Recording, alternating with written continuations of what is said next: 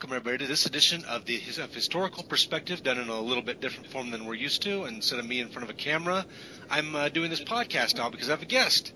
And I'm going to welcome that guest, my friend from YouTube, the Historical Reader. Hello, everyone. Nice to meet you. Cool. I'm very glad you could make it today. The Historical Reader, for those who don't know, is another historian on YouTube. He's an avid reader and he's produced a number of great videos, and I recommend his channel. I'll link it down below. But today we have a very specific topic. We're going to talk about the origins of the Civil War. As many of you may know, this is the 150th anniversary of the end of the Civil War, and I'm going to set up a series of topics on that subject. And this is our first one. I think this is a good way to kick it off. And so let's get right into it. Let's talk about the origins of the Civil War. Specifically, the sociological and sort of cultural things that led to it. And not as much the military things. We will talk military a little bit, but I'd really like to talk more about the cultural things. And so I'd like your perspective first, sir, about what you feel started the Civil War. Well,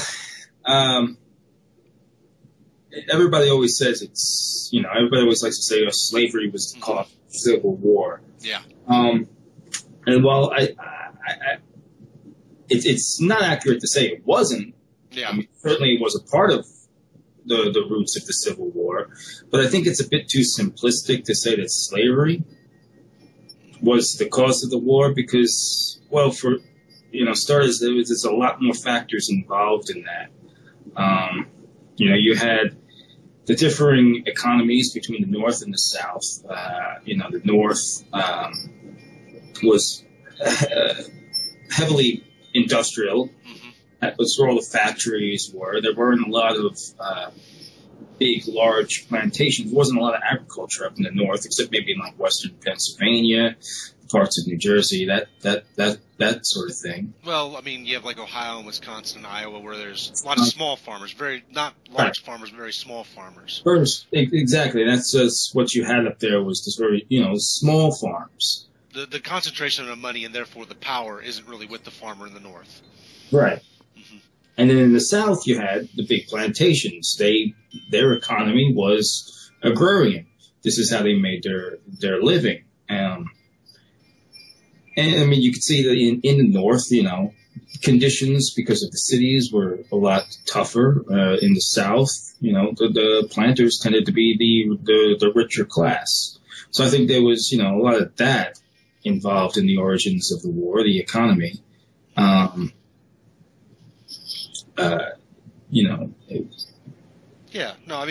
are a lot of economic differences between the two areas. The South and the North had drifted apart culturally in a lot of ways, especially the deeper you got into the South. And so, I mean, I don't think they really thought of Northerners oftentimes as countrymen. So going to war with them wasn't as absurd as it seemed to them. Right. Then of course you had the political. Oh yeah.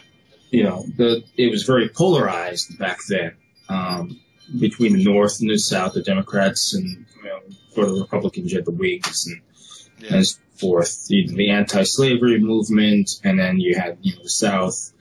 And I think it was Lincoln in the speech that he gave in Peoria, Illinois, was saying,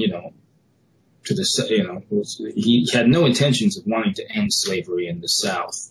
Yeah. Because he wouldn't tell the South how to go about ending slavery because he didn't know how to do that himself, because he knew that if he did that, it would cause a very hard economic burden for the South. And then you had, people like Jefferson Davis, who were not necessarily interested in expanding slavery. They believed that slavery eventually would die out. It would become basically obsolete. You wouldn't need to do it as technology, progressed. I thought all the way back to Thomas Jefferson. That was a Thomas Jefferson idea, actually. But yes, yeah. So did I say Jefferson Davis? I think. Yeah, but I'm just pointing out that idea went all the way back to Thomas Jefferson. Yes. He started that idea, and it sort of went forward in Southern culture, thinking right. that they sort of held on to it as a concept. Right.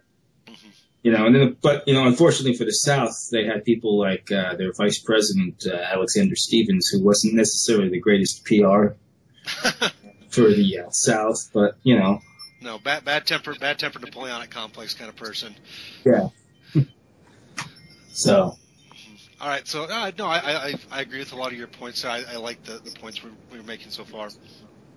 Politically, I think the North and the South were much different. I mean, the Whig Party was completely destroyed by this issue.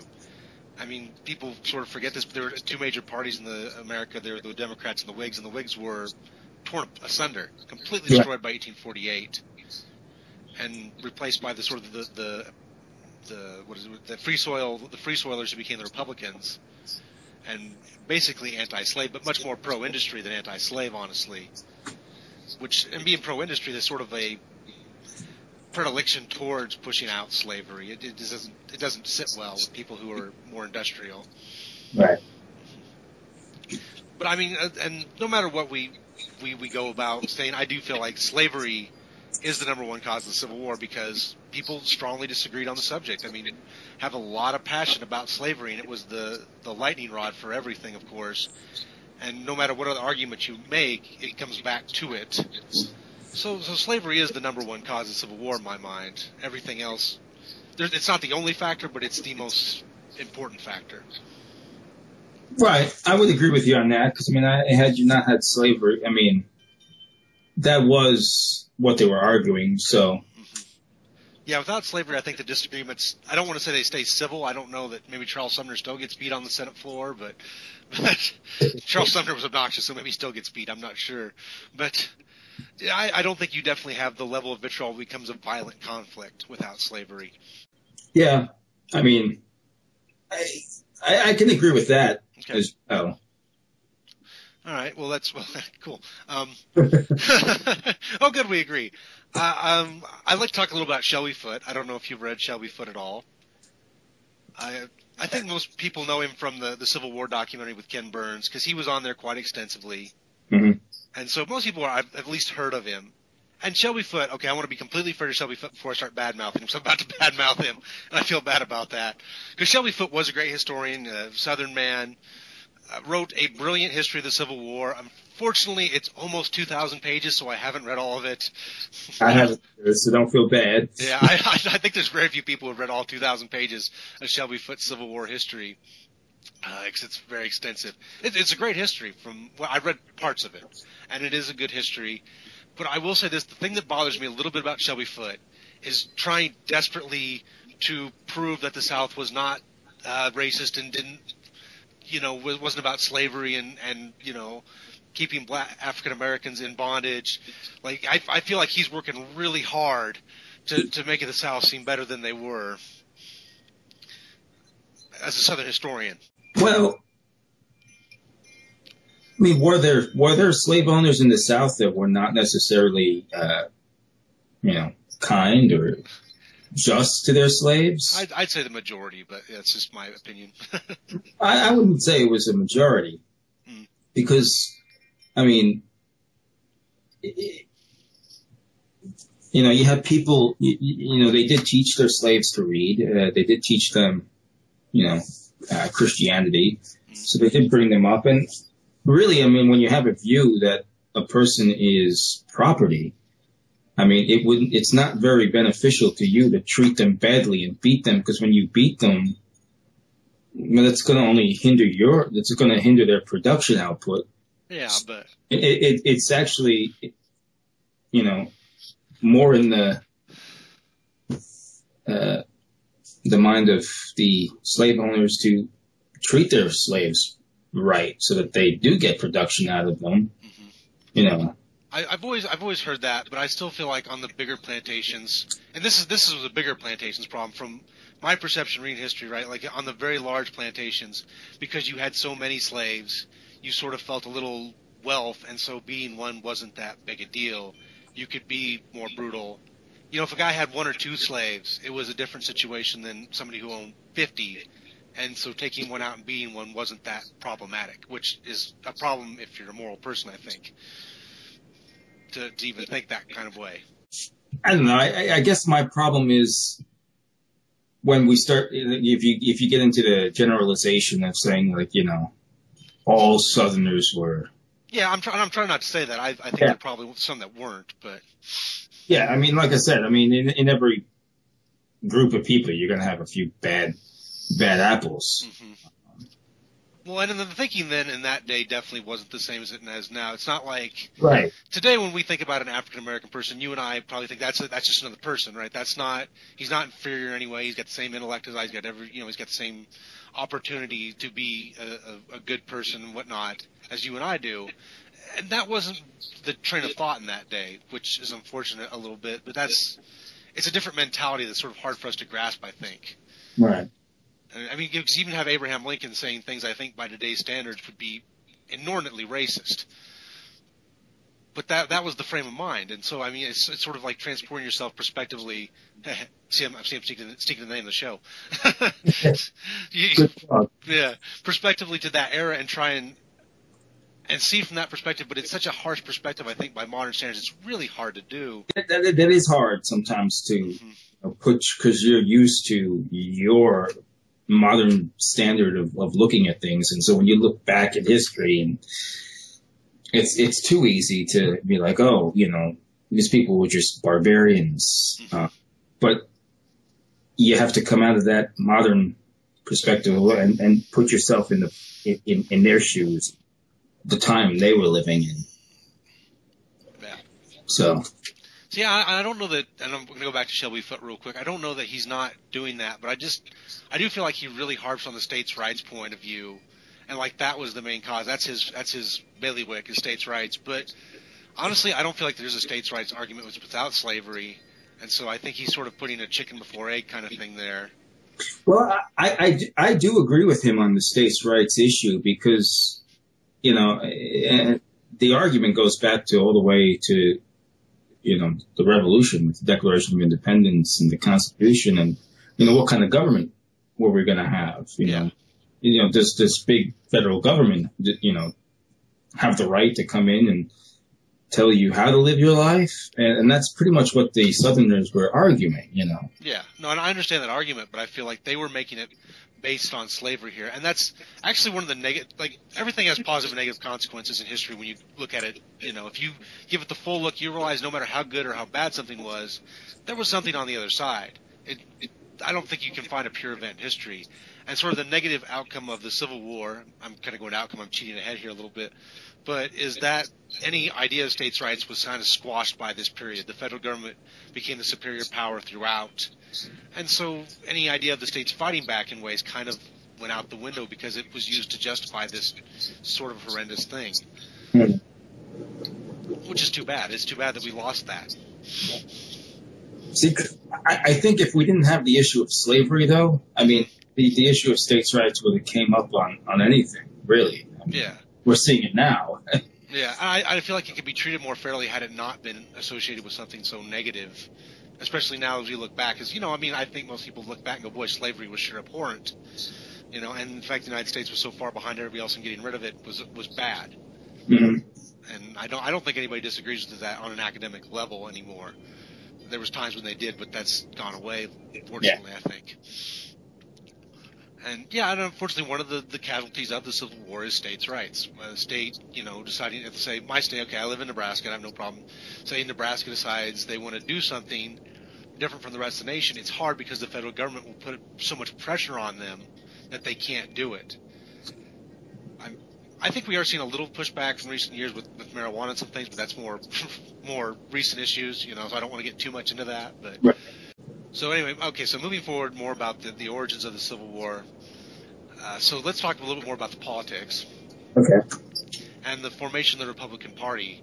And how did this Republican who's supposedly on this radical edge, who's anti-slavery, but that's not true, we both know, we've already established that, but then how does he still manage to win the election despite scaring a good portion of the population, I guess, with that sort of supposed anti-slavery rhetoric?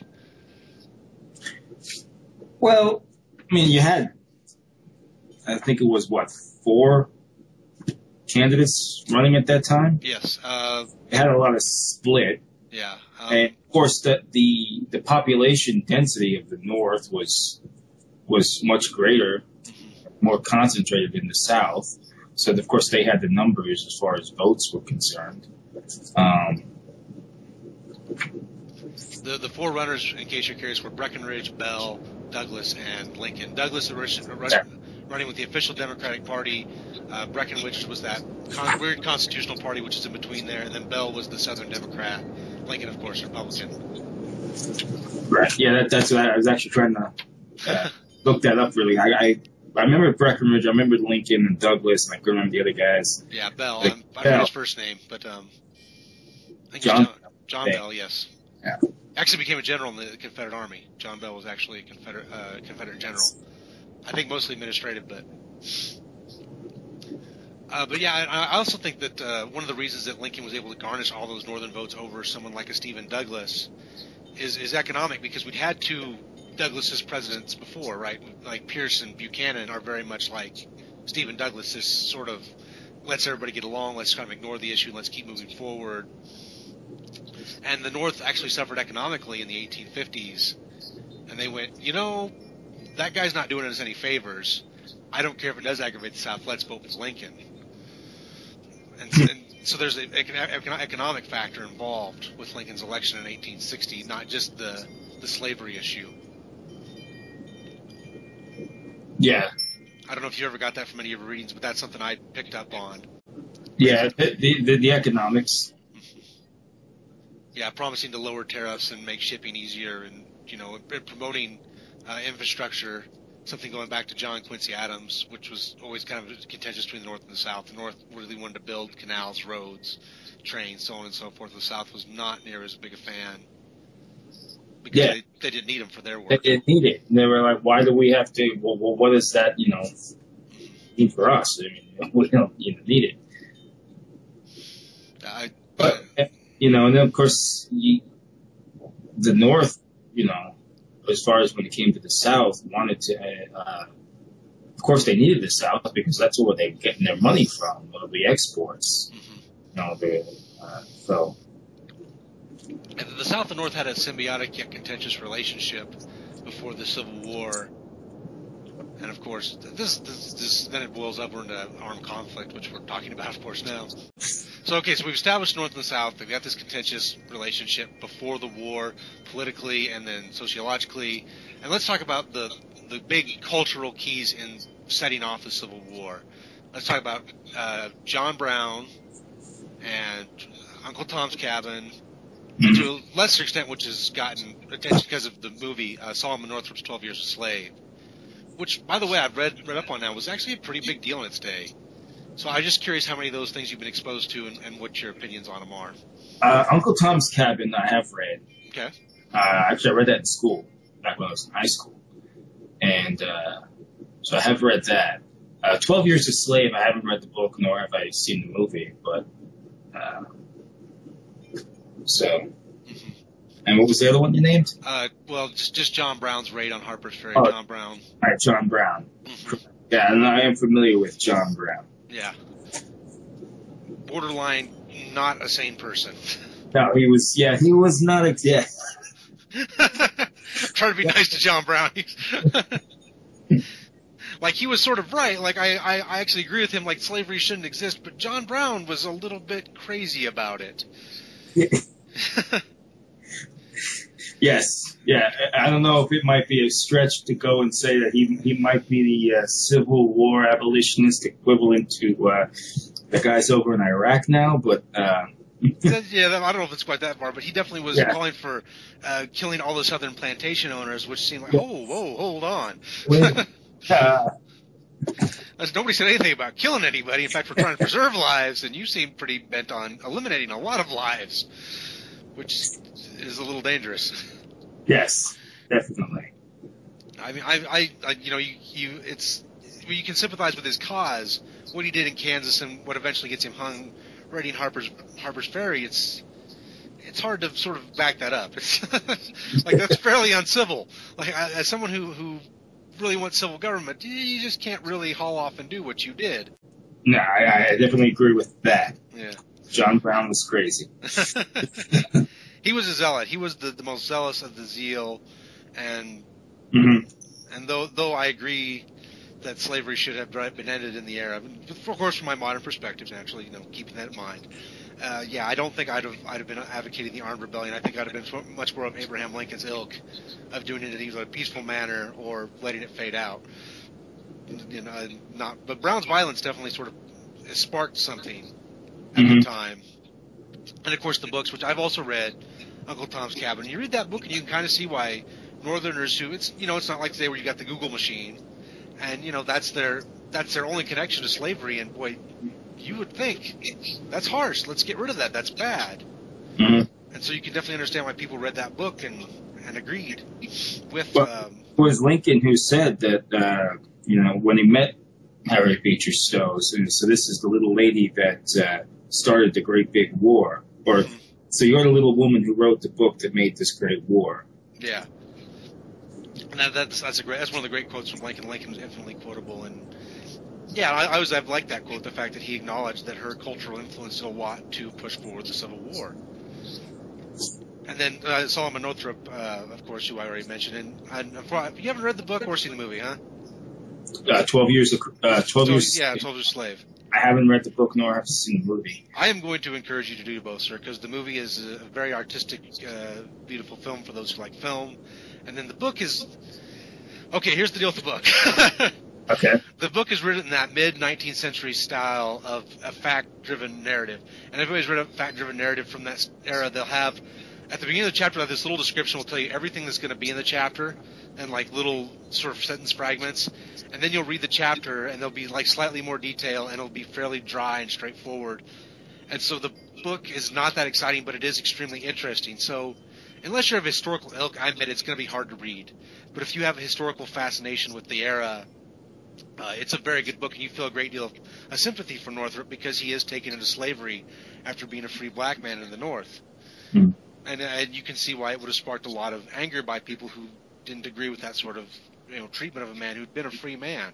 And he just kidnapped into slavery, in case you're curious. It's not like he had debts or anything. It's an illegal seizure, which is why he's freed at the end of the 12 years.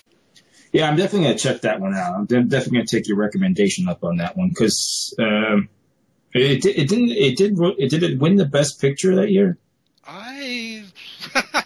Shows how good I am with Oscars. I know it was up for an award. I don't remember because I don't really follow the Oscars either. But I admit I don't anymore either. I used to. Yeah, no, it did win Best Picture. I just cheated and looked it up real quick. It did win Best Picture. Yeah. I know the young actress who plays the female slave won Best Supporting Actor. I do remember that. But it's directed by Steve McQueen. Yeah, excellent movie, and will definitely make you feel like slavery was bad, which I don't feel like you'd have to really be stressed with person. No, that's one thing I will, Yeah. Slavery was bad. It was, Yeah, that's kind of a softball. Like, slavery was bad. If you don't think that, you're in trouble to start with. So. Yes. We can agree that slavery was bad. Thank goodness. All right, so let's real quickly before we wrap up delve into the military aspect of the Civil War. At what point do you think this military conflict became intractable, where they were going to fight a war? Because I've heard a lot of different theories on this, and curious what you might think from your reading. At the point, I'd say the point is, when South Carolina seceded and the firing on Fort Sumter began, that was definitely no turning back there. And then obviously when the Union Army invaded Virginia, here the South is like, the South. Of course, you had Lee, who was offered the position with the Union and decided, I'm going to take the position with the Confederacy because, in his words, he never thought he'd see the day when his own country would invade his own people. I largely agree with you there. I think that's pretty much it. Sumter's fired on. I've heard some people say that there was, even after the first Battle of Bull Run, there's chances to avoid military conflict, but I thought they were really stretching to work that. Once that happens, it's over. We're going to war now for quite a while. And and Robert E. Lee, of course, very famously on the southern side, who I feel conflicted about because on one hand, he was a very respectable person who freed his own slaves. On the other hand, he defended the entire institution as a Confederate general. But once again, it's an era thing, it's perspective, so I don't want to condemn him for that. And I actually will say something else too. It kind of ties in with the military. Is that on the southern side there was a lot more feeling of loyalty to one's state where they came from. Yeah. So in the north, you had more of this more national feeling. People seeing themselves as Americans. And didn't make a difference where they lived. It was New York, New Jersey, Massachusetts, Minnesota, which is every state. Yeah.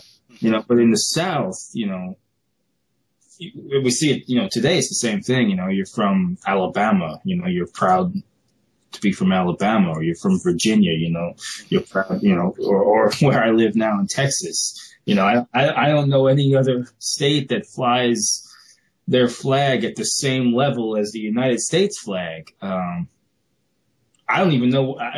I mean, the Texas flag is probably the most noticeable next to the United States flag. So there's a lot more feeling of state pride down in the South, I guess, than there is, in the North. Yeah, and I will say too, as the Civil War goes along, that the nationalism of the North is intensified. Like many groups who were sort of on the edge, as the war sort of drags on, becomes much more so intensely nationalistic, and we have to defend the United States. Mm-hmm. And that, of course, could be kind of a drawback for the South. You have all this state pride, Alabama or Georgia and Virginia, and then you start thinking, it's like, well, what do I care what happens in Virginia? I live in Alabama. They don't have this national pride. Whereas in the North, Yeah, it allowed them to sort of weather the early losses in the East and sort of stick with the war when it could have been easily to just let things go. I think. And it does, and it's sort of one of the reasons the South crumples, because ultimately they can't really work together, right, in the South. So yeah, this sort of causing factor is also a dooming factor for the South in a way. That's interesting. Hey, look at that great conclusion we came to. Boy, we're smart. All right. Nothing like patting yourself on the back to end the show. That's right. So, all right. So I feel like we've drawn out some really good conclusions here about how the Civil War originated, largely on the issue of slavery, of course, permeated by a number of other cultural, political, and economic issues that we've talked about. Is there any other thoughts you want to give before we step away? Not that I can think of right now. All right. That's very cool. All right. Well, thank you, sir. Thank you for joining me on this edition of Historical Perspective, a very special one. Hopefully we'll do more of this in the future with many guests. And thank you, and have a good night. You're welcome. Thank you for having me.